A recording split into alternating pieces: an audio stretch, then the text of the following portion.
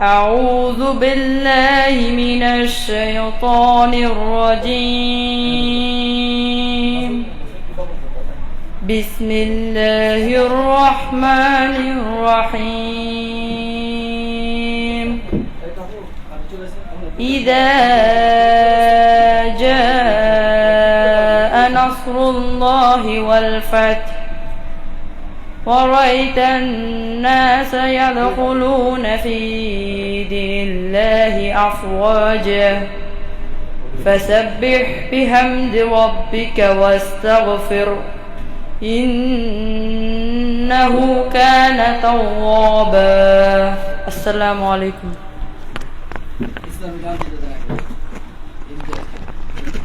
মাশাআল্লাহ হায়াকাল্লাহ কালামুল্লাহ থেকে চমৎকার তেলাওয়াত করলেন আমাদের ছোট ভাই মোহাম্মদ তানভীর। এ পর্যায়ে একটি ইসলামিক সঙ্গীত নিয়ে আসছেন আমাদের পিসফুল ফাউন্ডেশনের ছাত্র মোহাম্মদ ইমতিয়াজ আলী।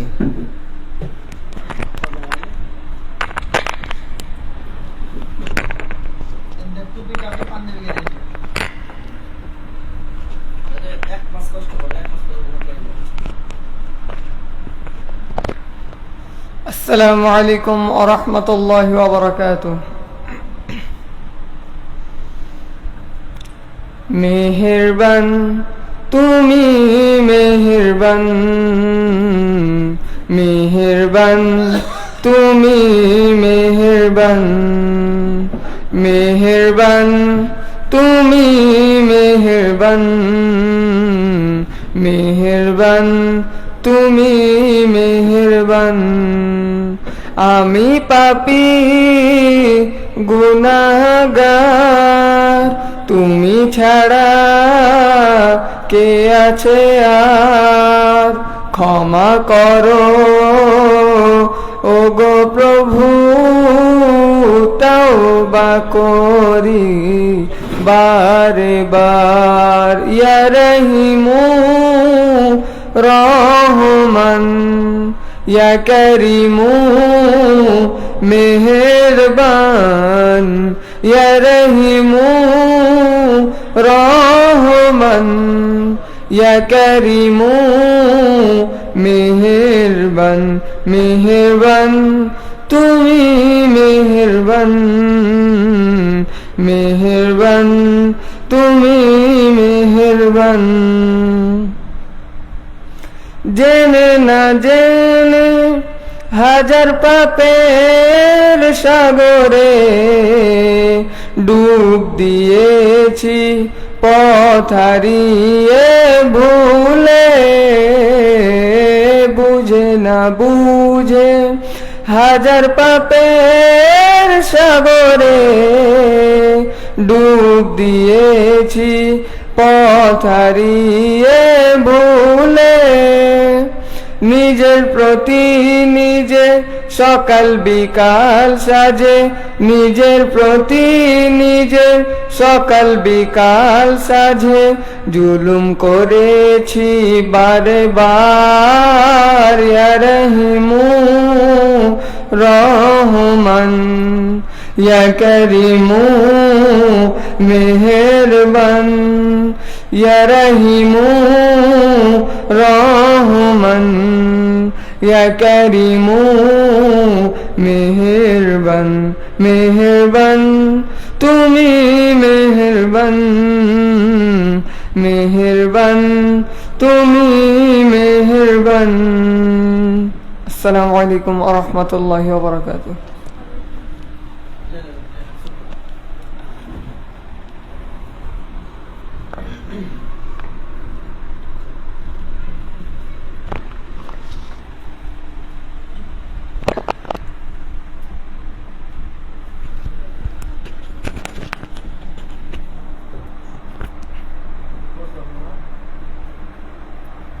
আসসালামু আলাইকুম।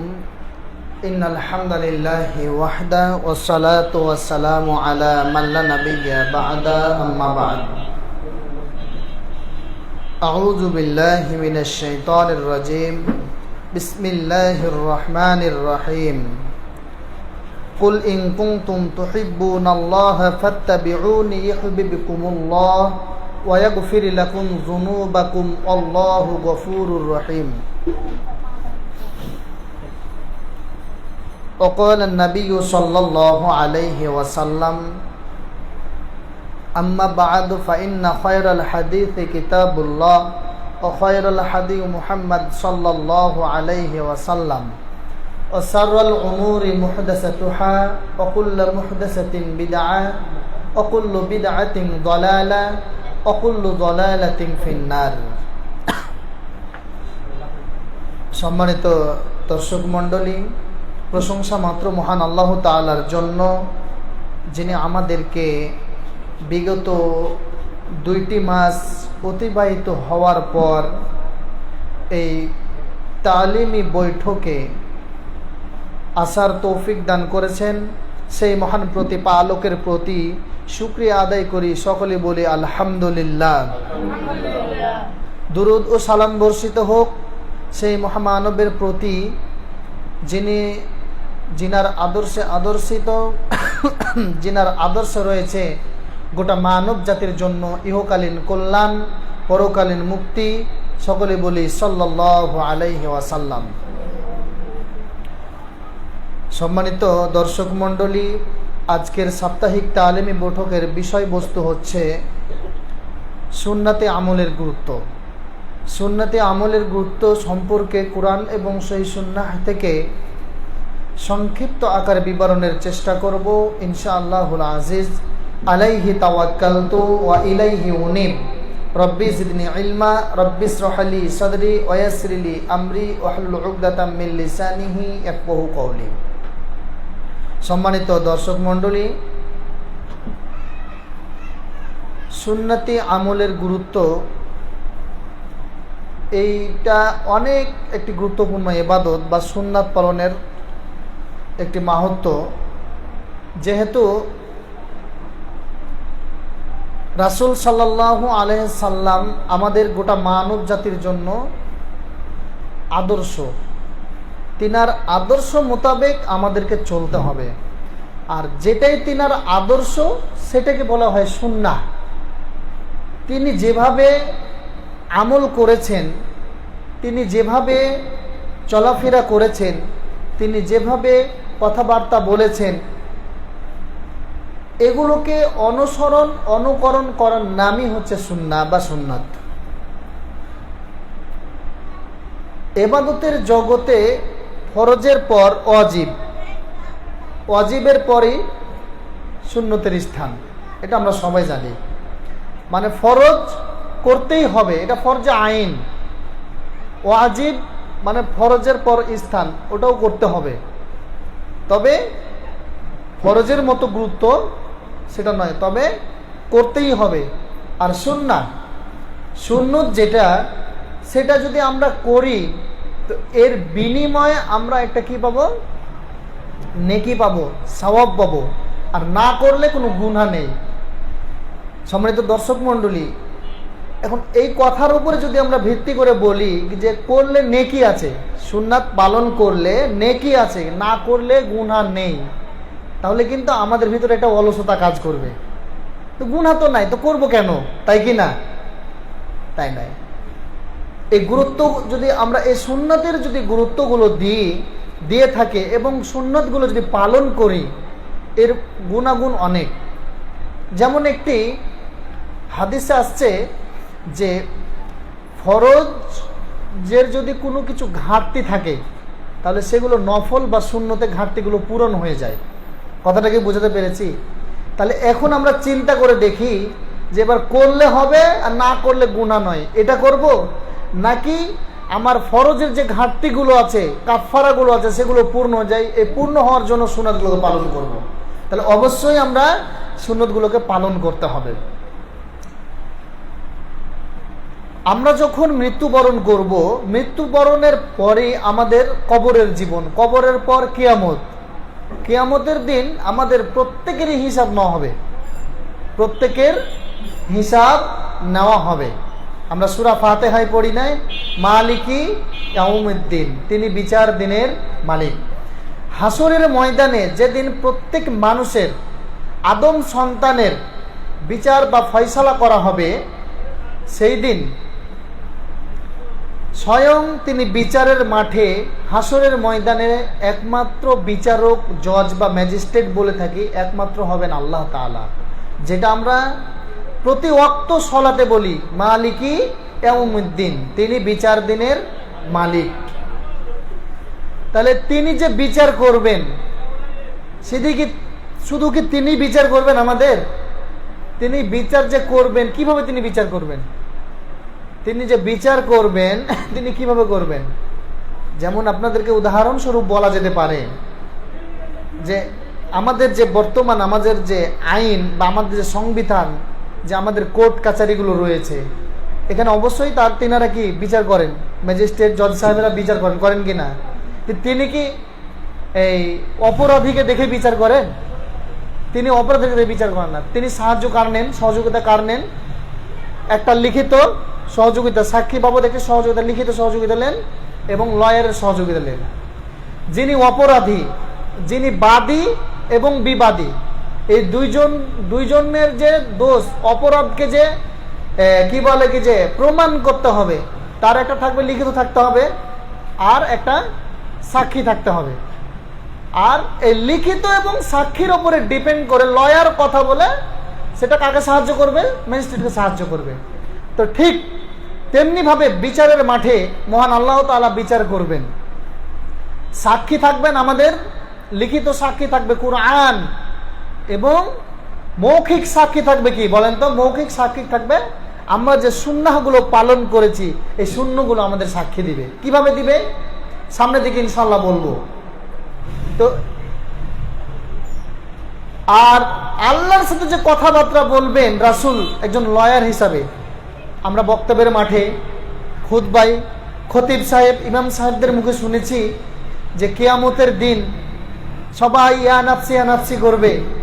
আদম আলাইহিস সালামেরও কথা বলার সুযোগ থাকবে না, এমনকি নূহ আলাইহিস সালামের সুযোগ থাকবে না কথা বলার, ইব্রাহিম আলাইহিস সালামের কথা বলার সুযোগ থাকবে না, ঈসা আলাইহিস সালামের কথা বলার সুযোগ থাকবে না, এবং কি ইউসুফ আলাইহির কথা বলার সুযোগ থাকবে না, ঈসা আলাইহিস সালামের কথা সুযোগ থাকবে না, মুসা আলাইহিস সালামের সুযোগ থাকবে না। তখন সবাই ইয়া নাফসি করবে। আর আমাদের নবী হযরত মুহাম্মদ সাল্লাল্লাহু আলাইহি ওয়াসাল্লাম ইয়া উম্মতি বলবে আর সিজদায় অবনত হয়ে থাকবে। যখন আল্লাহ তাআলা বিচারের মাঠ শুরু করবেন, প্রথমে মুহাম্মদ সাল্লাল্লাহু আলাইহি সাল্লামকে ডাকা হবে এবং মুহাম্মদ সাল্লাল্লাহু আলাইহি সাল্লামকে বলবে যে আপনি সিজদা থেকে উঠুন এবং আপনার চাওয়া পাওয়াগুলো কি সেগুলো আপনি বর্ণনা করুন। তখন রাসূল সাল্লাল্লাহু আলাইহি সাল্লামের একটাই কথা থাকবে আল্লাহ তাআলার কাছে, এটাই অনুরোধ থাকবে যে আল্লাহ, আমার চাওয়া পাওয়া একটাই আছে, সেটা হচ্ছে কি যে আমার সকল উম্মতকে তুমি জান্নাত দিয়ে দাও। কথাটা বুঝাতে পেরেছি? তুমি আমার সকল উম্মতকে কি করো? জান্নাত দিয়ে দাও। তখন আল্লাহ তাআলা বলবেন আমি তোমার সকল উম্মতকে জান্নাত দিব, তবে একটা শর্ত আছে, যারা আমার লিখিত সংবিধান আল কুরআনকে মেনে চলেছে এবং তোমার কথাগুলোকে, তোমার কাজগুলোকে, তুমি যেভাবে চলেছো, তুমি যেভাবে কথা বলেছো, তুমি যেভাবে ইবাদত করেছো, তারা কি তোমার আদর্শ অনুযায়ী অনুসরণ করেছে কিনা সেটাও আমি দেখব। সেটা যদি হয় তাহলে আমি তোমাদের কি করব? আমি তোমার উম্মতদেরকে জান্নাতে প্রবেশ করাবো, তাহলে তো হিসাব ছাড়া জান্নাতে দিয়ে দেবো। তাহলে উক্ত হাদিস দ্বারা যেটা বোঝা যায় যে এবার সুন্নতের গুরুত্ব আছে কিনা বুঝতে পেরেছি। আছে, গুরুত্ব আছে। সেই দিন আমার আপনার সাক্ষীগুলো থাকবে জিন্দা বা টাটকা সাক্ষী থাকবে, সঠিক সাক্ষী থাকবে যে রাসূল সাল্লাল্লাহু আলাইহি সাল্লামের সুন্নতগুলো। কিভাবে? তার একটি উদাহরণ বলি আপনাদেরকে। এই যে আমরা দাড়ি রাখছি না, এই যে দাড়িটা রাখা কি বলেন তো? সুন্নত, তাই কি না? দাড়ি রাখা সুন্নত না? তাহলে সেই দিন আমাদেরকে দেখা হবে একটা সুন্নত যে কি রাসূলের সুন্নত আছে কিনা। সব করতে জিন্দা এবং টাটকা সুন্নত হচ্ছে এই দাড়ি। কথাটাকে বোঝাতে পেরেছি? এইটা একটা সুন্নত। তাহলে এই সুন্নতের যদি আমরা বিরোধিতা করি, এই সুন্নতকে যদি আমরা কর্তন করি বা এই সুন্নতকে যদি আমরা বাদ দিয়ে দিই, তাহলে কি কিয়ামতের দিন রাসূল সাল্লাল্লাহু আলাইহি সাল্লামের শাফাত পাবো? বলেন, অবশ্যই পাবো না। তো অতএব যারা আমরা এখনো এই সুন্নতটা পালন করাতে দুর্বলতা বা অলসতা করি, তারা আমরা ইনশাআল্লাহ আগামীতে আল্লাহর কাছে তওবা করে আমরা এই সুন্নাহটা পালন করার চেষ্টা করব, বলে আমিন। দেখেন, আমরা কিন্তু কেউ অস্বীকার করি না, বিশেষ করে এই সুন্নাহটার জন্য আমরা কেউ অস্বীকার করি না, করি কি? কেউ করি না, কিন্তু কেউ অলসতা পছন্দ। বয়স হয়ে গেছে, বয়স হোক, মেয়ের বিয়ে দিব, তারপরে দাড়ি ছাড়বে, একটু কেমন কেমন দেখাবে, আগে দাড়ি ছেড়ে কেমন হয়, এই যে জিনিসগুলো। তো একটা সুন্নাত হচ্ছে কি বলেন তো, এই যে একটা দাড়ি। তারপরে দেখেন, এই যে আমরা দাড়ি রেখেছি, রাসূল সাল্লাল্লাহু আলাইহি ওয়াসাল্লাম বলছে যে তোমরা ইহুদি খ্রিস্টানদের বিরোধিতা করো। কি? ইহুদি খ্রিস্টানরা কি করে? তারা গোপকে করে লম্বা, মোচকে করে কি লম্বা বড়, আর দাড়িকে তারা সেভ করে নেয়। আর রাসূল সাল্লাল্লাহু আলাইহি ওয়াসাল্লাম বলছে তোমরা কি দাড়িকে ছেড়ে দাও আর গোপকে ছোট করো, মোচকে ছোট করো। তাহলে মোচকে ছাঁটা বা মোচকে ছোট করার একটা সুন্নাত, এই সুন্নাতটা যদি আমরা পালন করি, হয়তো আল্লাহ তাআলা এর বিনিময়ে আমাদের রাসূল সাল্লাল্লাহু আলাইহি ওয়াসাল্লাম শাফাত করবেন ইনশাআল্লাহ। তাহলে একটা হলো দাড়ি রাখা এবং মোচকে ছোট করা, এই একটা সুন্নাত গেল। আর একটি সুন্নাত যদি আমরা বলতে চাই, তাহলে এই সুন্নতগুলো আমরা পালন করব কিভাবে, তাই কি না? এই মর্মে আল্লাহ তাআলা সূরা আল ইমরানের 31 নম্বর আয়াতে বলছেন যে কুল ইন কুনতুম তুহিব্বুল্লাহু তুহিব্বুনাল্লাহা ফাত্তাবিউনি ইউহিব্বুকুমুল্লাহ ওয়া ইয়াগফির লাকুম যুনুবাকুম আল্লাহু গফুর রহিম। কুল ইন কুনতুম, হে নবী আপনি বলুন, যদি তোমরা আল্লাহকে ভালোবাসো তাহলে তোমরা আমাকে অনুসরণ করো, যাতে আল্লাহ তোমাদেরকে ভালোবাসবেন এবং তোমাদেরকে আল্লাহ তাআলা তোমাদের পাপগুলোকে মার্জনা করে দেন। আল্লাহ তাআলা হলেন ক্ষমাকারী এবং দয়ালু। তাহলে এক নাম্বার কি, যে রাসূলকে ভালোবাসতে হবে, তাহলে আল্লাহকে ভালোবাসা যাবে। এখন প্রশ্ন আসতে পারে যে আল্লাহ রাসূলকে আমরা কিভাবে ভালোবাসবো, তাই কি না? আল্লাহ রাসূল তো দুনিয়া থেকে বিদায় হয়ে চলে গেছেন, কিন্তু ইন্তেকাল অফাত করে তিনি আলামে বারজাকে আছেন, কবরের জগতে আছেন, তাহলে কিভাবে তাকে ভালোবাসবো, তাই না? এখন শুনেন, শুধু ভালোবাসা মানে এই নয় যে আমরা যে তার সাথে তার সামনে তার ভালোবাসাটাকে প্রকাশ করব, এটার মানে নয়। ছোট বাচ্চাকে আদর করার মানে ভালোবাসা নয়, বা আপনি আপনার সন্তান দিকে যে আদর করছেন এটার মানে ভালোবাসা নাই। তার মানে ভালোবাসা কি বোঝায়? যেমন আপনার বাড়িতে একটি সন্তান রয়েছে, আপনি যখন বাজার থেকে বা অফিস থেকে বা বাইরে থেকে যখন আসলেন, তখন আপনি আপনার বাচ্চার জন্য একটা খাবার নিয়ে আসলেন। এই খাবার নিয়ে আসার উদ্দেশ্যটা কি বলেন তো? তাকে ভালোবাসেন, তাই কি না? তাকে ভালোবাসেন। এবার দেখলেন যে আপনি মার্কেটে গিয়েছেন, মার্কেটে গিয়ে দেখলেন যে একটা কাপড়ের দোকানে অথবা কসমেটিকের দোকানে একটা এমন সুন্দর কসমেটিকের জিনিস দেখা গেল বা একটা কাপড় দেখা গেল, যেটা মনে মনে আপনি ভাবছেন যে আমার স্ত্রীর জন্য ভালো লাগবে, ওটা নিয়ে আসলেন। কার জন্য নিয়ে আসলেন? স্ত্রীর জন্য। আপনার স্ত্রীকে নিয়ে আসতে বলেছিল, বলে নাই, কিন্তু কেন নিয়ে আসলেন? তার মানে বুঝবেন যে, তার মানে বোঝা যায় যে সে ব্যক্তি তার স্ত্রীকে বেশি ভালোবাসে। তো এই যে, তারপরে আবার দেখেন যে আপনার বাচ্চাটা কোন খাবারটা বেশি ফেভারিট বা ভালো, সেটা বাজার দেখলে কিন্তু নিয়ে আসেন। আপনার ছেলেতে বলেন কি যে আমার জন্য অমুক জিনিসটা নিয়ে আসবা, বা দেখবেন কি যে আপনার ওয়াইফের কোনো একটা জিনিস ফেভারিট খাবার, কোনো একটা মাছ খুব ফেভারিট, বা কোনো একটা ফল ফেভারিট, বা কোনো একটা চকলেট ফেভারিট, তার জন্য খুব ভালো পছন্দের জিনিস, সেটা চোখে পড়লো নিয়ে আসে ভালোবাসা। তো ঠিক আমরা রাসূলকে সেইভাবেই ভালোবাসবো যে যেগুলো রাসূল সাল্লাল্লাহু আলাইহি সাল্লাম আদেশ করেছেন, এই আদেশগুলোকে মান্য করা। তার একটা হাদিস বললাম যে এই সুন্নাহকে কি করতে হবে, এটাকে রাখতে হবে। এটা রাখছি কেন বলেন তো? আমরা তো রাসূলকে দেখি নাই কোনোদিন। আমরা জানি যে রাসূল সাল্লাল্লাহু আলাইহি সাল্লাম তিনি দাড়ি ছেড়েছেন, তিনি দাড়ি রেখেছিলেন, তিনি দাড়িকে লম্বা করেছেন এবং মোচকে খাটো করেছেন, এই জন্য আমরা করি। এটাই হচ্ছে রাসূলের ভালোবাসা। তাহলে রাসূলকে যদি ভালোবাসতে পারি, তাহলে আল্লাহ তাআলা আমাদের ভালোবাসবা বা আল্লাহ তাআলাকে আমরা পাবো, তাই কি না? তো সুন্নতের গুরুত্ব এইভাবে আমাদেরকে দিতে হবে। তাহলে সুন্নতকে যখন আমরা ভালোবাসবো, সুন্নত গুলোকে যখন আমরা মানবো, তখন আমরা রাসূলকে ভালোবাসা হলো। রাসূলকে যখন ভালোবাসবো, তখন আল্লাহকে ভালোবাসা বা আল্লাহকে সন্তুষ্ট করা হলো। আর আল্লাহকে যখন ভালোবাসবেন বা আল্লাহর সন্তুষ্ট অর্জন করবেন বা সন্তুষ্টি করবেন আল্লাহ তাআলাকে, তখন আল্লাহ তাআলা আপনাকে ভালোবাসবেন। এবং শুধু ভালোবাসা নয়, আল্লাহ তাআলা আমাদের আপনার জীবনের সমস্ত গুনাহখাতাগুলোকে মাফ করে দেবেন। সবাই বলি সুবহানাল্লাহি ওয়া বিহামদিহি। তাহলে এই যে একটা সুন্নাহ গেল, তাই কি না? তো এই সুন্নাহগুলোকে আমাদের গুরুত্ব দিতে হবে। এটা তো এই দাড়ি ছাড়লে নেকি আছে কি গুনাহ আছে এরকম কোনো হাদিস না, তবে গুনাহ আছে কথাটা বলেছে যে কেউ যদি দাড়িকে কর্তন করে তাহলে তার গুনাহ আছে, কিন্তু দাড়ি ছাড়লে কি নেকি আছে এমন কোনো কোরআন হাদিস দ্বারা প্রমাণিত নয়। তবে রাসূল সুন্নাত, এই সুন্নাতকে পালন করার জন্য আপনি নেকি পেয়েছেন। তাহলে আরেকটা সুন্নাত দেখি যে সুন্নতটা পালন করলে আল্লাহ তাআলা নেকি দিবেন, সুন্নতকে পালন করলে আল্লাহ তাআলা নেকি দিবেন। তার একটা কি, যে রাসূল সাল্লাল্লাহু আলাইহি ওয়াসাল্লাম বলেছেন যে তোমরা যখন আমার কথা শুনবে বা আমার নাম শুনবে তখন আমার প্রতি দুরূদ পাঠ করবে।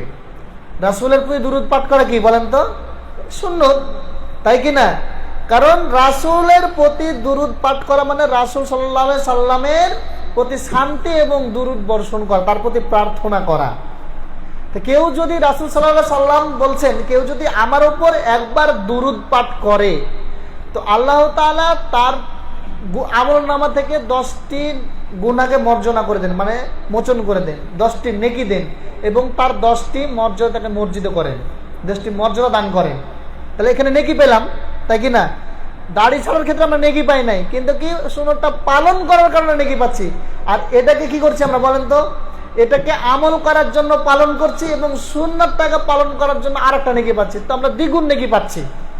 এবং রাসূল সাল্লাল্লাহু আলাইহি সাল্লাম বলেন যে কোনো ব্যক্তি যদি আমার সুন্নতকে ঈমানের সহিত নেকির আশায় আমাকে ভালোবাসার উদ্দেশ্যে আল্লাহকে সন্তুষ্টি করার উদ্দেশ্যে কেউ যদি একটা সুন্নতকে পালন করে তো মহান আল্লাহ তাআলা তার নেকিকে, তার আমলকে 10 থেকে 70 গুণ বাড়িয়ে দেন। সুবহানাল্লাহ। তাহলে ধরুন যে আমরা একবার দুরূদ পাঠ করলে কয়টা নেকি হয় বললাম? 10টি নেকি হয়, তাই কি না? 10টি নেকি হয়। তাহলে 10 গুণ যদি বাড়ে দেয়, 10কে 10 গুণ দিলে কত হয়? 100। আবার 10কে 70 গুণ দিলে কত হয়? 700। তাহলে দেখেন যে এই দুরূদটা পাঠ করার কারণে নেকির জন্য, রাসূলের ভালোবাসার জন্য, আল্লাহর ভালোবাসার জন্য, আল্লাহকে সন্তুষ্ট করার জন্য যদি আমরা এই সুন্নাতটাকে পালন করি তাহলে আল্লাহ তাআলা আমাদের যে একবার দুরূদ পাঠ করলে যে 10 নেকি দেন, এই 10 নেকিকে 100 থেকে 700 গুণ বাড়িয়ে দিবেন। বলি সুবহানাল্লাহি ওয়া বিহামদিহি। তাহলে কথাটাকে বুঝাতে পেরেছি? এই হলো সুন্নতের গুরুত্ব, এই হলো সুন্নতি আমলের গুরুত্ব। তারপর আরেকটি সুন্নত আছে, কি বলেন তো? আরেকটি সুন্নত হচ্ছে যে আমরা দিনে রাতে 12 রাকাত সুন্নত। কত রাকাত সুন্নত? 12 রাকাত। কি কি? ফজরের ফরজ সালাতের আগে 2 রাকাত সুন্নাত, জোহরের সালাতের আগে 4 রাকাত, পরে 2 রাকাত, তাহলে কত রাকাত হলো? 8 রাকাত। মাগরিবের পরে 2 রাকাত, কত রাকাত হলো? 10 রাকাত। এবং এশার সালাতের পর আছে 2 রাকাত সুন্নাত, কত রাকাত হলো? রাকাত। রাসূল সাল্লাল্লাহু আলাইহি সাল্লাম বলছেন কেউ যদি দিনে রাতে দৈনিক 12 রাকাত সুন্নত আদায় করে, রাসূল সাল্লাল্লাহু আলাইহি সাল্লাম বলছেন বাইতুল ফিল জান্নাহ, আল্লাহ তাআলা তার জন্য জান্নাতের একটি ঘর নির্মাণ করেন। কথাটা কি বুঝাতে পেরেছি? তাহলে আমরা যদি প্রত্যেক দিন দৈনিক দিনে রাতে যদি 12 রাকাত সুন্নত আদায় করি তাহলে কি হবে বলেন তো? বাইতুল ফিল জান্নাহ, এর বিনিময়ে একটা করে আল্লাহ তাআলা জান্নাত দান করে, এক ঘর তৈরি করবেন। তাহলে আমরা দেখেন আমরা প্রতিদিন সালাত আদায় করি না? তাহলে আজকে যদি আমরা 12 রাকাত করি তাহলে একটা জান্নাত, এক জান্নাতে একটা রুম ঘর তৈরি করবেন, কালকে পড়লে আরেকটি। তাহলে দেখেন যে এইভাবে আমরা যতদিন পর্যন্ত সুস্থ সবল বেঁচে থাকবো ততদিন পর্যন্ত কি এই সুন্নতগুলো যদি আমরা প্রতিদিন যদি আদায় করি, এই সুন্নত সালাতগুলো যদি প্রতিদিন আদায় করি তাহলে প্রত্যেক দিন একটা করে ঘর আমাদেরকে নির্মাণ করবেন। সুবহানাল্লাহ, তাই না? আজকে দেখেন যে আমার যদি বিল্ডিং 2টা থাকে তাহলে একটা ভাড়া দেবো, বা আমার একটা বিল্ডিং আমি 5 তলা করেছি, একটা ইউনিটে আমি থাকবো, বাকি ইউনিটগুলো সব ভাড়া দিয়ে দেবো, ফ্ল্যাটগুলো ভাড়া দিয়ে দেবো, তাই কি না? এই যে তো আজকে এই জিনিসগুলো কতদিন পর্যন্ত থাকবে? যতদিন পর্যন্ত বেঁচে আছি ততদিন কাজে লাগবে, মরে গেলেই শেষ। আর এই যে আমার আপনার জন্য যে এই 12 রাকাত সুন্নত প্রতিদিন যদি আদায় করার কারণে যদি আল্লাহ তাআলা একটি করে যদি কি করেন, ঘর করেন, তাহলে ঘর তৈরি করেন, তাহলে মরার আগে পর্যন্ত কতটি ঘর হবে বলেন তো? বছর কয়দিন? কতদিনে 1 বছর হয়? 365 দিনে। আমরা 365 দিনে যদি 365 দিনে যদি আমরা কি দিনে রাতে 12 রাকাত সুন্নাত আদায় করি, তাহলে আমাদের বছরে কতটা ঘর হবে বলেন তো? 365 ঘর হবে। এখন 365-কে 60টা গুণ দেন, তাহলে কতটি আসবে? যদি 60 বছর বাঁচি, গুণ দিলে পেয়ে যাবেন কতটি ঘর আল্লাহ তাআলা নির্মাণ করছেন। তাহলে এই হলো সুন্নতি আমলের গুরুত্ব বা ফজিলত। বুঝতে পেরেছি আমরা? হ্যাঁ। তারপরে রাসূল সাল্লাল্লাহু আলাইহি সাল্লামের আরেকটি সুন্নত হচ্ছে তিনি ওযু করতেন। তিনি কি করতেন? ওযু করতেন।